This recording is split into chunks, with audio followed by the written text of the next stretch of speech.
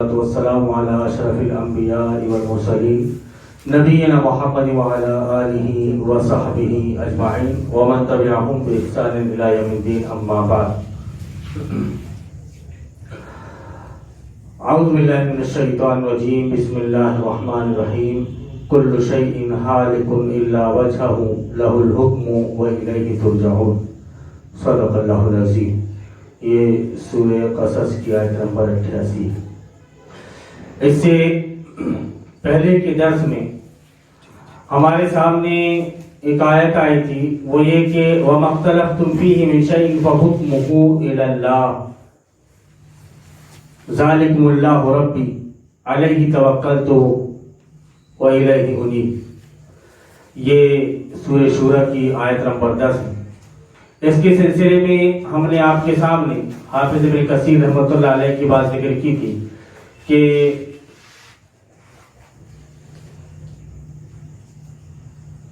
اللہ رب العالمین کی کتاب اور اس کے نبی کی سنت کے ذریعے سے لوگوں کے درمیان فیصلے کیے جائیں گے.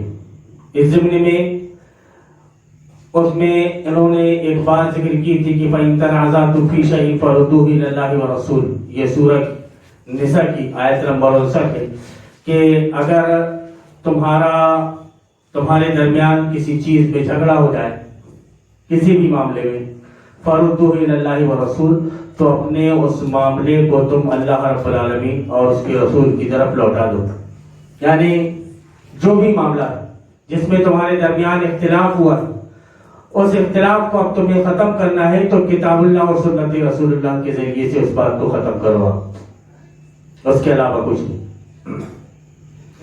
ہمارے یہ جو بیان چل رہے ہیں تاغوت، اس کی پہچان، اس کا حکم اور اس کے ساتھ میں برتاؤ، تو اس سلسلے میں یہاں پر ہم جو بیان کر رہے ہیں وہ اس مسئلے پر ہم آیتوں کو بیان کر رہے ہیں کہ حکم کا اختیار صرف اور صرف اللہ تبارک و تعالیٰ کو ہے، کوئی دوسرا اس میں شریک نہیں. اب اس سلسلے میں جتنی بھی آیتیں ہمارے سامنے آئی ہیں ان آیات کے ضمن میں ہم مسلسل گفتگو کر رہے ہیں کہ آیت یہ ہے، ان آیات کے سلسلے میں مفسرین جو ہیں ان کے اقوال یہ ہیں، وہ مفسرین جو چیدہ مفسرین ہیں، بڑے پائے کے مفسرین.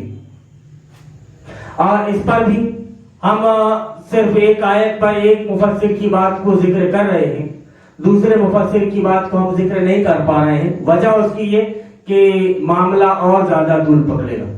صرف ہمارا بتانے کا مقصد یہ ہے کہ ہم جس مشن پر ہیں یا جس کام کی باغڈور ہم نے سنبھالی ہے یا جس چیز کی ہم دعوت دے رہے ہیں وہ ایسی اور فول دعوت نہیں ہے، بلکہ وہ مدلل ہے کتاب و سنت سے.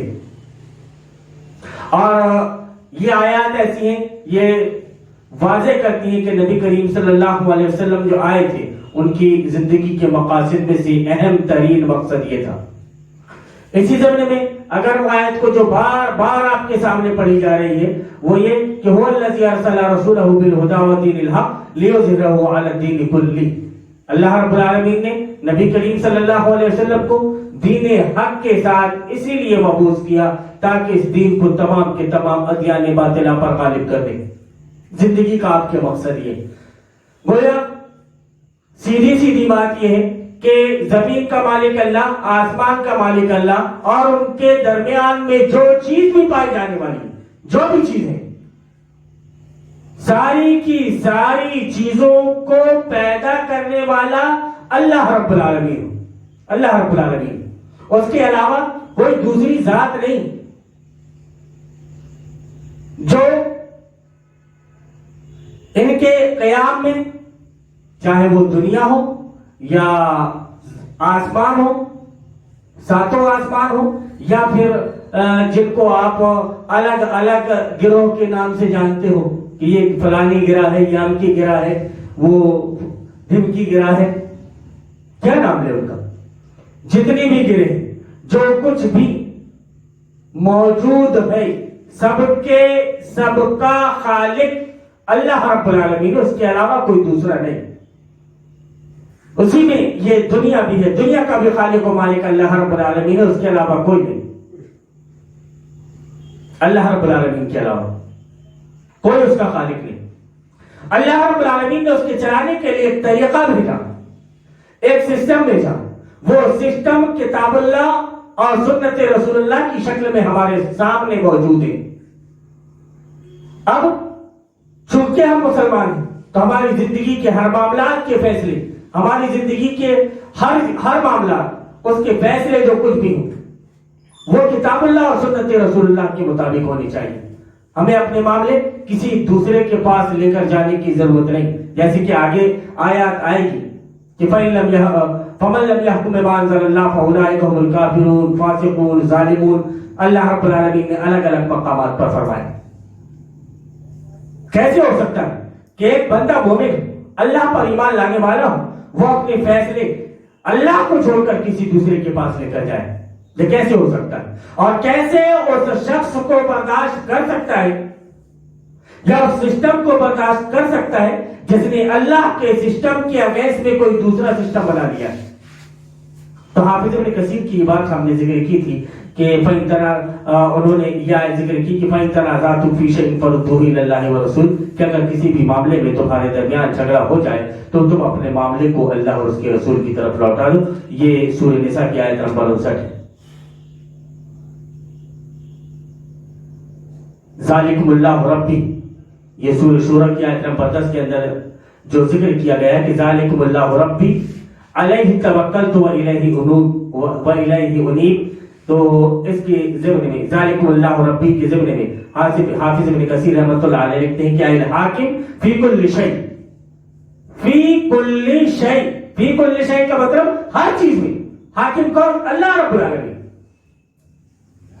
آگے پچھلے درس میں جو ایک بات چھوٹ گئی تھی وہ یہ کہ امام شوکانی رحمۃ اللہ علیہ کا قول جو انہوں نے تفسیر ابن کثیر میں اس آیت کے ضمن میں لکھا ہے کہ معنی حکم ہی اللہ، کہ اللہ کے طرف آپ کے احکام لوٹیں گے. اس کا مطلب یہ ہے کہ انہ مردود الی کتابہ، کہ وہ معاملات لوٹائے جائیں گے اللہ رب العالمین کی کتاب کی طرف. بولے جو بھی فیصلے لینا ہے آپ کو اللہ کی کتاب سے، اس کے علاوہ کسی دوسرے کی کتاب سے آپ کو فیصلے نہیں لینا ہے. اگر آپ دوسرے کی کتاب سے فیصلے لوگے تو یہ سمجھ لو آپ کہ آپ کے ایمان کی خیر نہیں. علماء تو یہ بتاتے رہتے ہیں بس کہ آپ نے ایمان لے آیا ہے تو آپ کو نماز پڑھنا ہے، روزہ رکھنا ہے، حج کرنا ہے، زکات دینا ہے. بس آپ نے کلمہ تو پڑھ لیا، پانچوں بنیاد پر آپ کا ایمان ہے، پانچوں بنیاد پر. لیکن یہ پانچوں بنیاد پر آپ کا ایمان کیسا کہ پہلی ہی بنیاد آپ کی مکمل نہیں. مولوی صاحب یہ حدیث بہت اچھی طریقے سے بتاتے ہیں کہ الصلاۃ مفتاح الجنہ، یقیناً جنت کی کنجی ہے. لیکن نماز کیوں ہے یہ جانتے ہیں آپ؟ نماز کا مطلب ہے کیا یہ جانتے ہیں آپ؟ لوگوں نے صرف اس کو ایک ورزش کی حیثیت دے رکھی ہے. عادتاً نماز پڑھ رہے، اذان ہوئی دوڑ کر کے چلو مسجد کی طرف، وہ ایک عادت بن گئی. عادت نہیں، عبادت ہونی چاہیے. کوئی بھی بندہ اگر اس نے اسلام قبول کیا ہے تو سب سے پہلے جو فریضہ اس کے اوپر عائد ہوتا ہے وہ یہ کہ اللہ کے اس نے ظہر سے پہلے ایمان لایا، نہا دھو کر کے فارغ ہوا تو اسے ظہر کی نماز پڑھ لی. مطلب اس کا یہ ہے کہ آپ نے اللہ رب العالمین پر ایمان تو لے آیا ہے لیکن آپ کی باڈی، آپ کا جسم اطاعت کے لیے کس حد تک تیار ہے؟ اطاعت کے لیے کس حد تک تیار ہے یہ اللہ رب العالمین دیکھنا چاہتا ہے. ہاں ٹھیک ہے آپ نے ایمان تو لے آیا لیکن نماز نہیں پڑھ رہا، گویا آپ اطاعت کے لیے تیار نہیں. اللہ پر ایمان تو لے آیا آپ نے لیکن اطاعت کسی اور کی کر رہے ہو. تو آپ کا صرف اللہ پر ایمان لے آنا یہ آپ کے کام نہیں آئے گا. صرف نماز پڑھ لینا یہ بھی آپ کا کام نہیں آئے گا. وہ ایک پرچہ ہے برابر وہ شیئر ہوتا رہنا چاہیے فیس بک وغیرہ میں کہ صرف نماز پڑھ کر آپ جنت میں نہیں جا سکتے، طاغوت کا انکار ضروری ہے. کیوں کہ آج کے زمانے میں کہیں نماز کو پورا دین بتا دیا گیا، کہیں پورا دین داڑھی کو بتا دیا گیا. یہ کیا ہے؟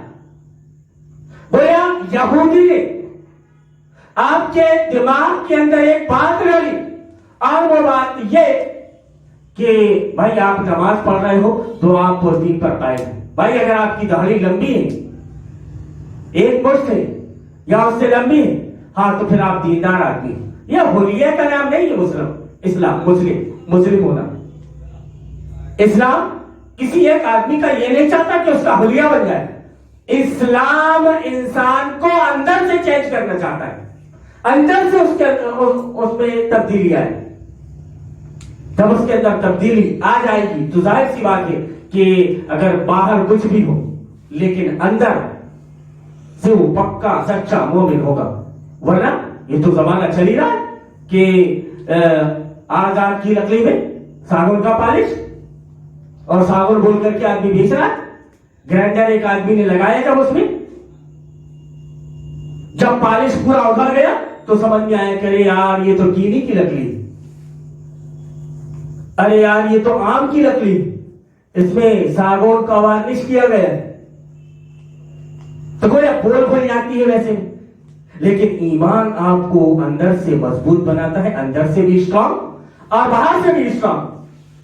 پوری طرح سے آپ اسٹرانگ ہو جاؤ. اللہ رب العالمین ایسا مسلم آپ کو دیکھنا چاہتا ہے، ایسا فرما بردار آپ کو دیکھنا چاہتا ہے، لیکن آپ ایسا فرما بردار بننے کے لیے تیار نہیں.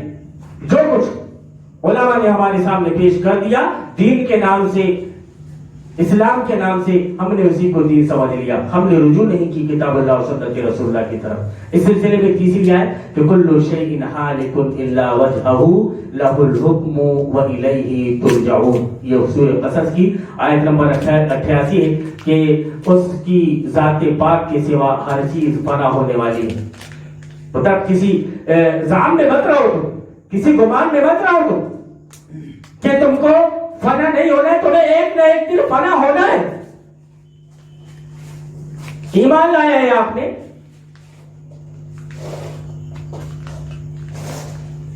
اللہ رب العالمین پر، نبی صلی اللہ علیہ وسلم پر، تو آپ کا ایمان یہ بھی ہونا چاہیے کہ ایک دن آپ کو مر کے اللہ کے پاس جانا ہے، اپنے اعمال کا حساب کتاب دینا ہے، پل پل کا،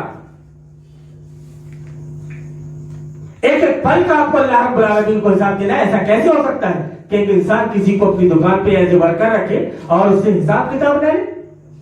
جب ایک ورکر سے آپ ڈیلی کا حساب کتاب لے رہے ہو تو وہ اللہ رب العالمین جس نے آپ کو سوچنے سمجھنے کی صلاحیت عطا کی، وہ اللہ رب العالمین جس نے آپ کو ذہن دیا، ہاتھ پیر دیے، شریر جسم عطا کیا، وہ آپ سے سوال نہیں کرے گا، وہ آپ سے پوچھے گا نہیں، تو اس وقت آپ کا جواب کیا ہوگا؟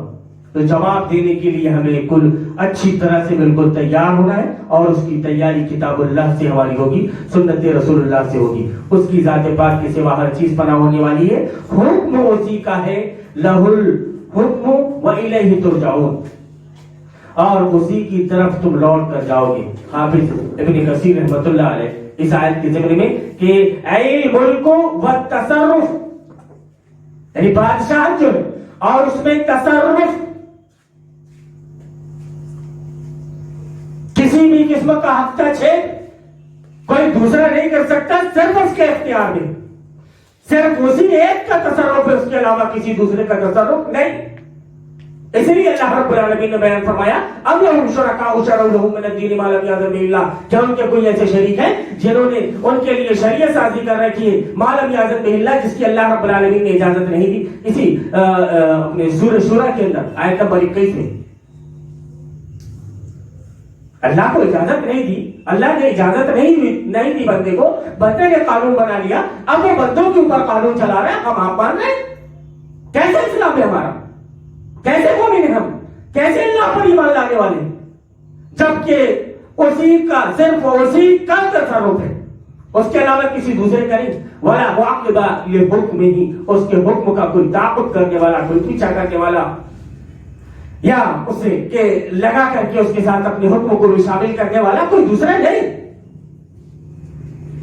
ताक़ुब कहते हैं कि किसी चीज का पीछा करना, लगे लगे उसके साथ में चलता और पूरी तरह से उसमें नजर रखना। अब आदमी नजर रखे हुए उस पर कि जैसे ही मौका मिले या तो उसको पकड़ लूं या उससे फिर आगे निकल जाओ, अपनी बात किसी तरह से उससे बनवा लूं।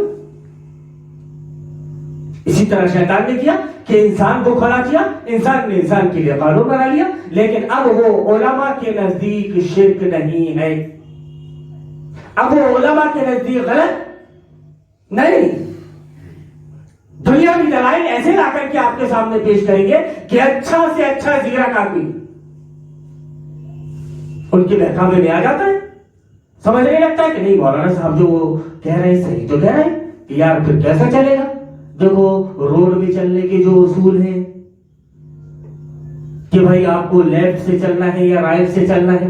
मौलाना साहब आप बता रहे हो कि अल्लाह रब्बुल आलमीन कहता है, अल्लाह रब्बुल आलमीन कहता है कि भाई कानून बनाने वाला मैं हूं, यहां पर कानून रोड पे चलने का तो ने ऐसा बनाया कि लेफ्ट साइड से आदमी चले, अरब में आप चले जाओ तो कानून बदल गया, वहां पर राइट में आदमी चलता है। अब अगर यहां पर आप लेफ्ट में चल रहे हो तो गोया आप अल्लाह के अहकाम की नाफरमानी कर रहे। आदमी को बात समझ में आती कि आती, इसको लेकर पूरा चोर दरवाजा खोलकर पूरी शरीयत को अंदर ले आता है, पूरी शरीयत को अंदर ले आता है। आपको जिस तरह से चलना है चले, लेकिन यह है कि आप कहीं पर भी मुखालिफ सिमत से जाएंगे, कोई आकर के आपको आपका एक्सीडेंट कर देगा, आपको ठोक देगा, आप अस्पताल में चले जाएंगे। अभी आपको महफूज रहना है, नहीं लोगों तक बात पहुंचानी है, नहीं पहुंचानी, जो जिम्मेदारी दी अल्लाह ने उसको पूरी करनी है, नहीं करनी। आप अपने आप को हलाकत में कैसे डाल सकते हो? आपको मालूम है कि ये आग जल रही है, नहीं वो हम यहीं से जाएंगे, इसी के ऊपर पैर रख करके जाएंगे हम। तो ये आपकी हिकमत अमली है, दूरंदेशी है, या फिर उजड़पन, उजड़ बने हुए हो, क्या चाहते हो आप? तो वो या लोगों की बातों में ना आए। लोग जो दलाइल पेश करते हैं आपको ज़ेर करने के लिए, आपकी बातों को नीचा दिखाने के लिए, तो वो आपकी बातों को नीचा नहीं दिखा रहा है, कुरान की आयत को नीचा दिखा रहा है। वो दिली तौर से दिल से मुतमईन नहीं है शरीयत मोहम्मदी से। अगर वो दिल से मुतमईन होते तो सारी बात को मान रहे होते। ये तीसरी आयत थी। चौथी आयत इस सिलसिले में ये क्या फ़ग़ैरल्लाहि अब्तग़ी हकमन वहुवा अल्लज़ी अंज़ला इलैकुमुल किताबा मुफ़स्सलन, ये सूरह अनआम की आयत नंबर 114 है। और इसमें अल्लाह रब्बुल आलमीन बयान फरमाता है कि ऐ नबी करीम सल्लल्लाहु अलैहि वसल्लम कह दीजिए कि मैं अल्लाह के सिवा और मुंसिफ तलाश करूं, अल्लाह के सिवा और कोई दूसरा मुंसिफ तलाश करूं, हालांकि उसने तुम्हारी तरफ किताब भेजी है जिसमें हर बात तफसील से बयान की गई। इतनी बात भी सिर्फ आदमी तर्जुमे के साथ में पढ़ ले, सिर्फ तर्जुमे के साथ में कि ऐ नबी करीम सल्लल्लाहु अलैहि वसल्लम कह दीजिए कि क्या मैं अल्लाह के सिवा और मुंसिफ तलाश करूं, हालांकि उसने तुम्हारी तरफ किताब भेजी है जिसमें हर बात तफसील से बयान की गई है। सर में क्या है कि अब लहजा भी आदमी का लहजा, आदमी की गुफ्तगू का तरीका, पढ़ने का तरीका, किसी किताब को पढ़ रहा है आदमी तो जो उसके तर्जमे के अंदर जो रूह है वो रूह असर फूकनी चाहिए। एक तो तर्जुमा आपके सामने इसी तर्जुमे को मैं पढ़ रहा हूं कि ऐ नबी सल्लल्लाहु अलैहि वसल्लम कह दीजिए कि क्या मैं अल्लाह के सिवा और मुझसे तलाश करूं, हालांकि उसने तुम्हारी तरफ किताब भेजी है जिसमें हर बात तफसील के साथ बयान की गई है। इसमें और को मैंने थोड़ा जोर दे करके पढ़ा तो इसका मतलब यह हुआ कि और कोई दूसरी चीज तलाश करूं। अब दूसरा तर्जुमा आप सुनिए, जैसे एक आम आदमी बेचारा पढ़ता है वो ये ऐ नबी सल्लल्लाहु अलैहि वसल्लम कह दीजिए मैं अल्लाह के सिवा और मुंसिफ तलाश करूं, हालांकि उसने तुम्हारी तरफ किताब भेजी है जिसमें हर बात तफसील के साथ बयान की गई। एक ये तर्जुमा हो गया था। तो दोनों तर्जुमे में आपको तर्जुमा कौन सा समझ में आया कि भाई कुरान को पढ़ने की वो स्पिरिट, कुरान को समझने के लिए वो चीज اور جو بات آپ کے سامنے بیان کی جا رہی ہے اس کو آپ کو پڑھنا کس انداز میں پڑھو گے تو آپ کو سمجھ میں آئے گا. یوں تو اور ڈھیر سارے ترجمے ہیں, آپ ان ترجمے کو پڑھ لو, لیکن سمجھنے کے لیے آپ پڑھ رہے ہیں اس کو, ایک ہی آیت کے ترجمے کو ایک مرتبہ, 2 مرتبہ, 3 مرتبہ الگ الگ طریقے سے الگ الگ انداز میں آپ پڑھو گے تو آپ کو سمجھ میں آئے گا کہ ہاں اصل مدعا کیا ہے. یہی تو کہتا ہے قرآن کہ افلا یتدبرون القرآن ام علی قلوب اقفالها, کہ قرآن پر غور و فکر کیوں نہیں کرتے, کیا ان کے دلوں میں تالے پڑ گئے؟ اگر ایک آیت کا آپ نے ترجمہ تو پڑھ لیا, بھائی مولانا صاحب نے یہ کہا تھا کہ آپ ترجمے سے قرآن کو پڑھو, ہم نے ترجمے سے قرآن کو پڑھ لیا, ایک بار پڑھ لیا مولانا صاحب, 2 بار پڑھ لیا, 3 بار پڑھ لیا, لیکن یہ جیسا آپ ترجمہ پیش کر رہے ہیں ایسا کوئی ترجمہ تو سامنے سے گزرا نہیں, تو پھر تم نے پڑھا کس طرح سے؟ سمجھنے کے لیے کیسے سمجھ رہے ہو آپ؟ ایک آیت کے ترجمے کو 2 3 4 5 مرتبہ آپ پڑھو, سمجھنے کی کوشش کرو کہ اس میں کیا بیان کیا جا رہا ہے, تب آپ کو سمجھ میں آئے گا کہ اے نبی صلی اللہ علیہ وسلم کیا کیجئے کہ کیا میں اللہ کی سوا اور منصف تلاش کروں, انصاف کرنے والا, فیصلہ کرنے والا تلاش کروں, حالانکہ اس نے تمہاری طرف کتاب بھیجی ہے جس میں ہر بات تفصیل سے بیان کی گئی. فتح القدیر میں امام شوکانی رحمۃ اللہ علیہ اس سلسلے میں یہ لکھتے ہیں کہ امرہ اللہ سبحانہ وتعالی ان ينکر علیہم ما طلبوہ من ان یجعل بینہ وبینہم حکما فیما اختلفوا فیہ. یہ ان کی بات ہے کہ اللہ رب العالمین بیان فرما رہا ہے کہ ان کا جو مطالبہ ہے, ان کی جو بات ہے, اس کا انکار کرنا ہے.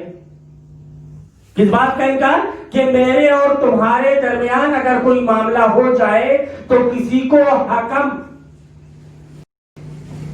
واٹ از مینس آف حکم, حکم عربی, باقی سب کچھ انگلش, تو آپ کو انگلش میں سب کچھ سمجھ میں آ گیا لیکن عربی والا حکم سمجھ میں نہیں آیا. حکم کا معنی ہوتا ہے فیصل, جج, فیصل جج. اب عربی مدارس وغیرہ میں جو تقاریر وغیرہ کے پروگرام ہوتے ہیں تو اس میں حکم منتخب کیے جاتے ہیں, تو تقریر کی جو شروعات ہوتی ہے وہاں پر تو اس میں بولتے ہیں جناب صدر, اس میں ایک صدر رہتا ہے, وہ حکم صاحبان, 2 حکم. تو جو صدر رہتا ہے اس کے پاس رہتے ہیں 34 نمبر, 34 نمبر, 1 نمبر زیادہ, اور باقی جو 2 رہتے ہیں حکم صاحبان, فیصلہ کرنے والے 2 حکم رہتے ہیں, ان کے پاس رہتے ہیں 33 نمبر. اب وہ جتنے نمبر بچوں کو دے دیں, جتنے بھی نمبر دے دیں, جس کی تقریر سنے انہوں نے اور سن کر کے جو وہ دے دیا, اب وہ فیصلہ ہو کر آیا کہ یہ 50 لوگوں بچوں کی جو تقریر ہوئی, ان بچوں کی تقریر میں بہترین تقریر کس کی تھی, جس کے 95 96 نمبر آ گئے, جس کے 98 99 نمبر آ گئے, جس کا 100 نمبر آ گیا, اس نے ٹاپ کر لیا. پتا چلا کہ 96 نمبر بھی جس کے آئے اس کی پوزیشن نہیں لگی. حکم, فیصل, جج, جو فیصلہ کر رہا ہو. امام شوکانی یہ کہتے ہیں کہ ان کے علیہم ما طلبوہ منہم من ان یجعل بینہ وبینہم حکما فیما اختلفوا فیہ. جو ہمارے درمیان میں اختلاف ہوا ہے اس اختلاف کو دور کرنے کے لیے کسی حکم کو, کسی فیصل کو یا کسی جج کو منتخب کرنا اور اس کے پاس جا کر اپنی بات کے فیصلے کروانا. اس سلسلے میں اللہ رب العالمین نے آیت نازل فرمائی کہ فغیر اللہ ابتغی حکما, میں اللہ کے علاوہ کوئی اور حکم تلاش کروں, جبکہ اللہ رب العالمین نے کتاب نازل کی ہے, مفصل تفصیل کے ساتھ میں کتاب نازل کی. کتاب نازل کی ہے کا مطلب کیا؟ ایک طرف حکم کا ذکر آ رہا ہے, غور کیجیے گا, ایک طرف اسی آیت میں کہ انا ابتغی حکما, کہ میں حکم منتخب کروں, وہو الذی انزل علیکم الکتاب, تو وہی وہ ذات ہے جس نے کتاب نازل کی, میں اس کے علاوہ کسی اور کو حکم منتخب کر لوں. تو مطلب یہ ہوا کہ فیصلہ کرنے کے لیے جو کتاب اللہ رب العالمین نے نازل کی ہے وہ کتاب پاک قرآن کریم ہے، اس کے علاوہ کوئی دوسری کتاب نہیں۔ لیکن یہ علماء کرام کے بات معلوم نہیں کون سی ایسی لال کتاب ہے، کون سی ایسی لال کتاب ہے جس میں یہ سارے احکام منظور ہیں کہ اللہ کے علاوہ کسی اور کو آپ حکم منتخب کر لیں اور اس سے جا کر کے آپ فیصلے کروائیں اور دلیل اس سلسلے میں لا کر کے پھر قرآن سے پیش کریں کہ دیکھو حضرت یوسف علیہ السلام نے بھی تو نوکری کی تھی نا صاحب، آپ کہتے ہو کہ نوکری کرنا حرام ہے، حضرت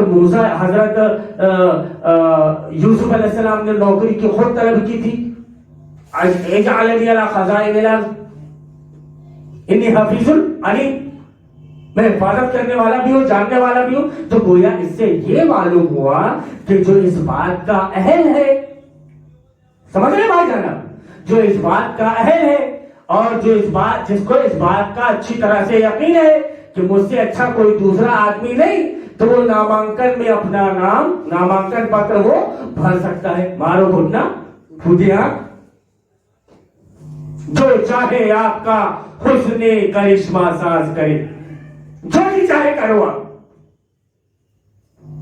دین اسلام کو چھوڑ دو اور پھر جو طبیعت چاہے کرو، آپ گھومتے پھرتے رہو جس کے پیچھے چاہو، جیسا چاہو، جیسے فیصلے کرواتے رہو۔ جبکہ یہ حکم آپ دیکھ لیجئے، اور امام شوکانی رحمۃ اللہ علیہ وَهُوَ الَّذِي أَنزَلَ إِلَيْكُمُ الْكِتَابَ مُفَصَّلًا، اس آیت کو لکھنے کے بعد میں اس کی تفسیر میں لکھتے ہیں کہ اے کیف اطلب حکما غیر اللہ وهو الذی انزل علیکم القرآن مفصلا مبینا واضحا مستوفیا لکل قضیۃ علی التفصیل، کہ صاحب گڑ کر دیا میں نے عربی میں، انگلش میں کرتا تو شاید آپ کو سمجھ میں آ جاتا ہے، عربی میں سمجھ میں نہیں آیا تو اس کا ترجمہ سن لیجئے کہ میں کیسے حکم منتخب کر لوں اللہ رب العالمین کے علاوہ کسی کو، جبکہ اللہ رب العالمین نے تمہارے اوپر مفصل تفصیل کے ساتھ قرآن نازل کیا ہے جو واضح کرنے والی ہے، جو واضح کرنے والی ہے، ہر چیز کو کھول کھول کر بیان کرنے والی ہے، اور ہر بات کا فیصلہ اس میں مذکور ہے۔ اب مولانا صاحب یہ پوچھیں کہ آپ کو الجھانے کے لیے کہ مولانا صاحب وہ پنکھے جو آپ نے لگائے ہوئے ہیں اس کی حدیث کہاں ہے؟ مارو ہوتا پھوٹے آپ کو الجھانے کے لیے، کوئی آپ کو اگر کتاب اللہ سے الجھانا ہے تو اس طرح کی چیزیں آپ کے سامنے لے آئیں گے کہ یہ دیکھو آپ اس کے بارے میں بتاؤ، آپ مائک کا استعمال کر رہے ہو، یہ موبائل کا استعمال کر رہے ہو، آپ سوشل میڈیا کا استعمال کر رہے ہو، آپ بتاؤ آپ یہ کیوں کر رہے ہو؟ اس کا ذکر کہیں کتاب میں موجود ہے؟ بالکل موجود ہے، تمہاری نگاہ وہاں تک نہیں پہنچی، پہلے نظر پیدا کرو پھر نظارے دیکھو۔ ایک ہی نظر ہے، آدمی کو کچھ اور نظر آ رہا ہے اور دوسرے کو کچھ اور نظر آ رہا ہے، میچ چل رہا ہے، ایک آدمی کسی اور نظریے سے دیکھ رہا ہے، دوسرا آدمی کسی اور نظریے سے دیکھ رہا ہے۔ ہزاروں لوگ سبزی منڈی میں پہنچے کس لیے کہ وہ سبزی لے کر کے لا کر بیچے، ایک کے پاس میں عالیشان ٹماٹر موجود ہے صاحب، بالکل کڑے لال لال، ایک نے گدرے والے لے لیا، ایک نے سڑے گلے ٹماٹر لے لیا۔ پہلے نظر پیدا کرو پھر نظارے دیکھیں گے، ورنہ تمہاری سطح وہی ہے کہ سڑے ٹماٹر خرید کر تم مارکیٹ میں بیچنا چاہتے ہو، تمہارا مال کیسے بیچے گا؟ تمہارے اندر نظر ہی نہیں ہے چیز کو پرکھنے کی۔ تمہیں ٹماٹر میں فرق سمجھ میں نہیں آیا تو شریعت تمہیں کیا سمجھ میں آئے گی؟ تو ایک مثال میں نے آپ کے سامنے بیان کی کہ لوگوں کو گمراہ کرنے کے لیے اللہ رب العالمین نے انسان سے تسخیر کائنات کا وعدہ کیا تھا، آج وہ وعدہ پورا ہو گیا، مسخر کر لو دنیا مٹھی میں۔ یہ الگ بات ہے کہ کوئی اپنے موبائل کے لیے یا اپنے نیٹ ورک کے لیے یہ لفظ استعمال کر لے کہ an idea can change your life, تمہاری زندگی کو بدل سکتا ہے ایک آئیڈیا لیجیے سب، آپ سم موبائل فون کی سم آئیڈیا لیجیے، آپ کی لائف بدل سکتا ہے۔ یقیناً وہ آئیڈیا صرف اور صرف اسلام کے اندر موجود ہے، اگر آپ نے اس آئیڈیا کو فالو کر لیا تو دنیا میں چین اور سکون کی زندگی گزارو گے اور آخرت میں بھی اپنے رب سے آپ انعام و اکرام کی امید کر سکتے ہو. کیوں کہ آپ نے زندگی جو گزاری وہ اللہ رب العالمین کے اصولوں کے مطابق. شام میں اگر ورکر اپنے مالک سے ڈانٹ کھانا نہیں چاہتا تو کم سے کم وہ ایسا کام کرتا ہے کہ مالک ناراض نہ ہو.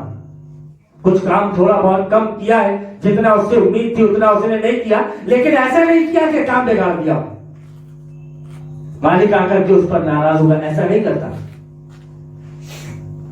کیونکہ وہ جانتا ہے کہ وہ آئے گا تو آج ڈانٹے گا, کل ڈانٹے گا, لیکن اگر پرسوں بھی مجھ سے وہی غلطی ہوئی تو وہ کہے گا کہ گیٹ آؤٹ فرام ہیئر, اخرج انک رجیم. یہی حرکت شیطان نے کی تھی تو اللہ رب العالمین نے اس سے کہا کہ چلو انک رجیم مردود. اس نے بھی وعدہ کیا کہ اللہ رب العالمین مجھے مہلت دے دے, میں تیرے بندوں کو بہکاؤں گا. اسی بہکاوے میں, اسی اپنے اس وعدے میں کہ جو اس نے اپنے رب سے کیا تھا کہ میں تیرے بندوں کو بہکاؤں گا, وہ اپنا یہ وعدہ مکمل کر رہا ہے, کمپلیٹ کر رہا ہے. اور اپنے اس وعدے میں وہ اس روز سے ڈٹا ہوا ہے اور آج تک اپنے اس وعدے پر قائم. لیکن مسلمان جس نے اللہ رب العالمین سے یہ وعدہ کیا تھا کہ اللہ رب العالمین تو ہی ہمارا مالک خالق رازق ہے, سب کچھ ہے, اللہ رب العالمین نے کہا کہ تم جا کر بھول جاؤ گے, یاد دہانی کے لیے میں نبیوں کو بھیجتا رہوں گا. اللہ نبیوں کو بھیجتا رہا اور اس کی آخری کڑی جناب محمد رسول اللہ صلی اللہ علیہ وسلم تھے, اور آپ صلی اللہ علیہ وسلم چلے گئے. یہ کتاب ہمارے سامنے موجود ہے, قرآن پاک, اس کی آیات جو ہم آپ کے سامنے ذکر کر رہے ہیں. نبی کی یہ امت جس کی زندگی کا مقصد یہ تھا کہ اس کے قانون کو پوری دنیا میں نافذ کر دے, اس کو یہ بتانا پڑ رہا ہے کہ تمہارا بھی سسٹم کوئی ایک سسٹم ہے. زندگی گزارنے کا سلیقہ اور طریقہ قوموں نے تم سے سیکھا ہے, لیکن اب قوموں سے تم زندگی گزارنے کا سلیقہ لے رہے ہو. یہ تمہاری ذلت, رسوائی اور پستی کی سب سے نچلی سطح ہے کہ تم دوسرے سے لے رہے ہو.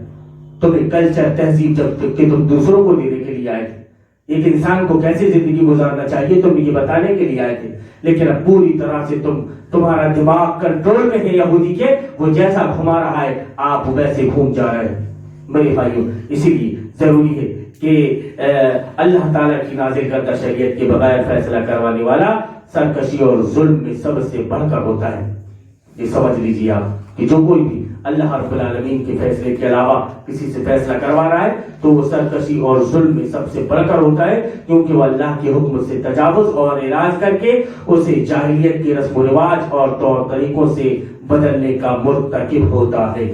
جیسا کہ اس سے پہلے بھی میں آپ کے سامنے ذکر کر چکا ہوں کہ حافظ ابن کثیر رحمۃ اللہ علیہ نے بیان فرمایا کہ عرب کے درمیان جو عرب میں جب کوئی معاملے ایسے ہو جاتے تھے تو وہ اپنے جاہلی رسم و رواج کے ذریعے سے ان کے درمیان فیصلے کیا کرتے تھے.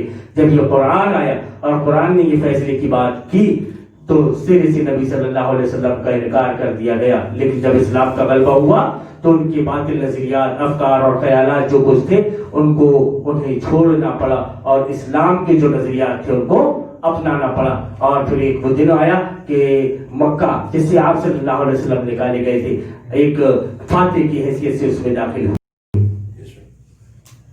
تو یہ کہ اگر اللہ کے حکم سے تجاوز و اعراض کر کے اسے جاہلیت کے رسم و رواج اور طور طریقوں سے بدلنے کا مرتکب ہوتا ہے تو یہ سب سے بڑی سرکشی اور سب سے بڑا ظلم ہے. اور یہ ایسا ظلم عظیم ہے جس کے بارے میں اللہ رب العالمین بیان فرماتا ہے کہ ان الشرک لظلم عظیم, شرک یہ بہت بڑا ظلم ہے, اس کو اللہ رب العالمین لا یغفر, معاف نہیں فرمائے گا. ان اللہ لا یغفر ان یشرک بہ ویغفر ما دون ذلک لمن یشاء, کہ اللہ رب العالمین شرک کو معاف نہیں کرے گا اور اس کے علاوہ دوسری ایسی جو چیزیں ہیں اگر ان کو چاہے گا تو معاف فرما دے گا. یہ دیکھیے پرسوں کے دن درس میں ہم نے, کل کے درس میں ہم نے آپ کے سامنے 2 آیتیں ذکر کی تھی اور آج کے درس میں یہ 2 آیتیں, مختصر تفسیر ان کے سامنے آپ کی ہے. آدھا گھنٹہ کیسے گزر جاتا ہے پتہ نہیں چلتا.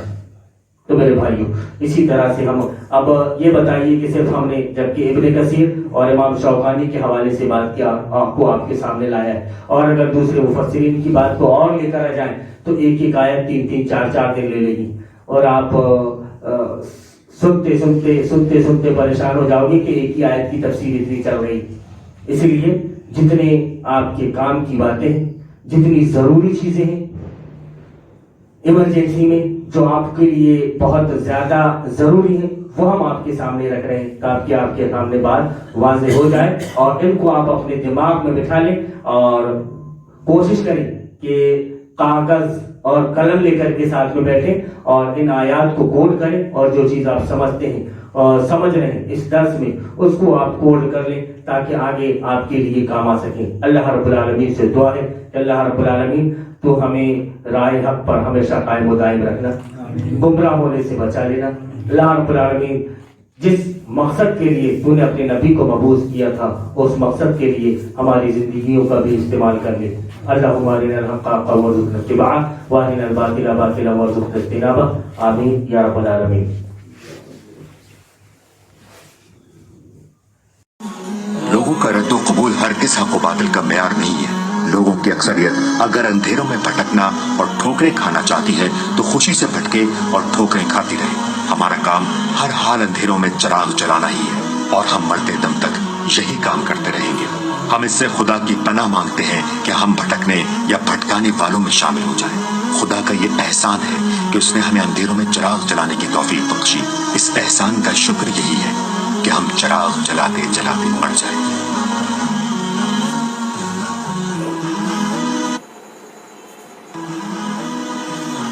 یہ شریعت بزدلوں اور نامردوں کے لیے نہیں اتری ہے، نفس کے بندوں اور دنیا کے غلاموں کے لیے نہیں اتری ہے۔ ہوا کے رخ پر اڑنے والے خس و خاشاک اور پانی کے بہاؤ پر بہنے والے حشرات الارض اور ہر رنگ میں رنگ جانے والے بے رنگوں کے لیے نہیں اتری ہے۔ یہ ان بہادر شیروں کے لیے اتری ہے جو ہوا کا رخ بدل دینے کا عزم رکھتے ہوں، جو دریا کی روانی سے لڑنے اور اس کے بہاؤ کو پھیر دینے کی ہمت رکھتے ہوں۔